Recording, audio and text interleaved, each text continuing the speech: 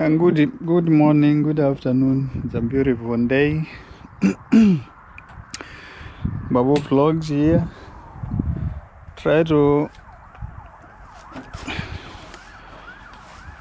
take some vlogs earlier, but I missed it myself because I went and edited in computer using one application. Just noticed now later when I uploaded those videos, the view was not the same as the original one. It's gotten so blurry and very bad for viewership. So trying now to get another content or taking some videos to test. Is it better now? It's a beautiful day here in Finland, and I've been hanging around home after my surgery. But now I'm getting better slowly. Giving a couple of reactions about our Kenyan politics. How is it going now? Trying to look for some online thing. It's matching me around. But yes, yeah. So was it on, I think on Thursday? Oh, not Thursday. Today is Thursday, Wednesday, Tuesday. I think it was Tuesday that I was watching live from Kenya. That Yvonne of Citizen was interviewing our ex-deputy president, and it was a long conversation.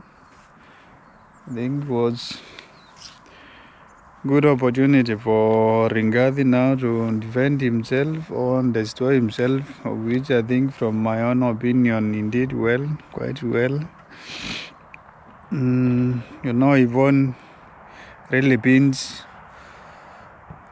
those guys down, Mada's interview. So she really dug in from Riginji, but I think responses were fairly well.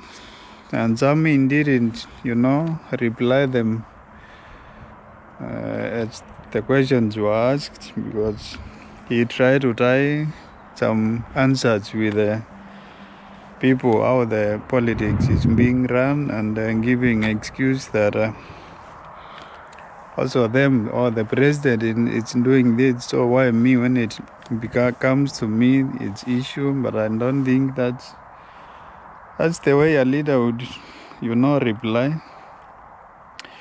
And now comparing those interviews that have been conducted with our ex-deputy president and looking back when our current president was deputy then, even though he was not impeached like Riginji or Ringathi, the language really is the same.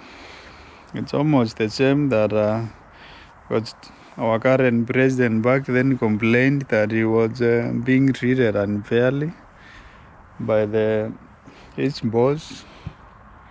So now we are going again to the same circles that our impeached president, it's not president, sorry, but impeached deputy president is complaining almost the same thing.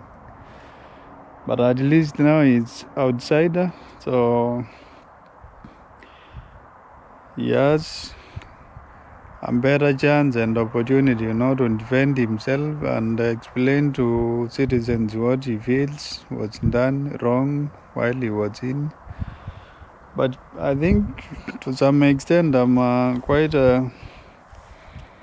giving some credit to him, because he has really pointed out some of things that he was trying to highlight while in government, and that's the reason why they eventually fell out with his boss. So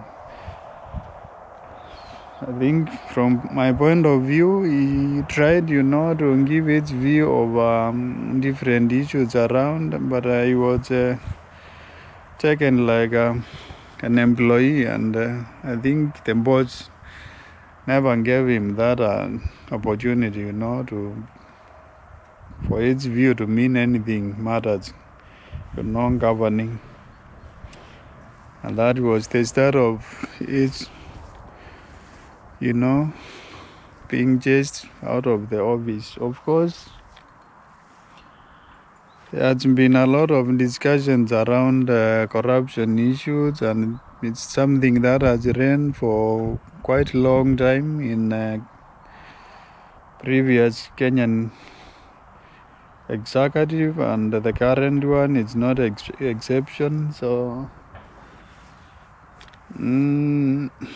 President had complained last week, or is it 2 weeks ago, that the members of parliament are corrupt. But from the Ringadis, he pointed out that how dare the president can point fingers on others while he paid a lot of monies to members of parliament and to the senators to impeach him. So, it's just a matter of who is saying the truth. But we as citizens, we cannot point out and say this is the truth, that is the false. But there has been also people, members of parliament, saying yes, you were given money, but you wonder how a member of parliament will be approached, paid money for the motion for impeachment to go through, and themselves, they don't report it to police as a bribe, or to institutions that are capable of investigating. But having said that, so it's arguably that you cannot report your boss to the police, or you cannot report a president, because eventually, if they reported that they are being given money by the majority whips, so the question would be, where is that money coming? And that points out to president or executive for that matter. So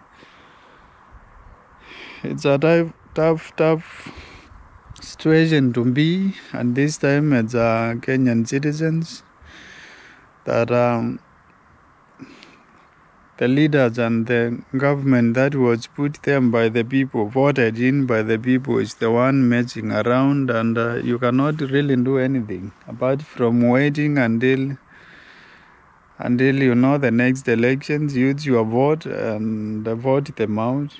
But at the moment, it's so difficult to do anything, because young people tried, they did, or actually before young people, the opposition started, being led by Raila and Kalonzo Musyoka. They tried, and instead of being listened to, President arguably, bought the head of opposition and gave him some comfort in government through giving positions of ministerial to some of key,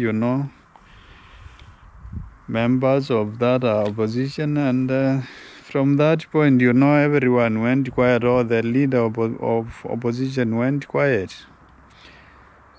So it came also from the young people, and demonstrated and to demand for their rights, and they were met by quite a good force, or badly. Some killed, arguably, injured, and some have been now imprisoned for allegedly told that they indeed are terrorists, acts. So it seems like the government of the day is all ready to defend itself, and not in a positive way, but really in a feast that no one can wait, or if you meet them, you will get destroyed. So that's the situation that Kenyan people now are struggling with. So, but I think this will come to an end through voting process. even though in constitution, if someone doesn't deliver, there's that given leeway to impeach him as a president, and to the president he cannot only be impeached by member of parliament because they are lawmakers. But in this case, all of them, like, they are both, they are silenced, they are intimidated. That's the ones who are giving their voices out. So it's the situation, that is very sad, and hopefully it will come to pass one of those days. But almost 70 years down the line, people are still struggling like we are living in 60s or 50s when the colony was, doing its thing.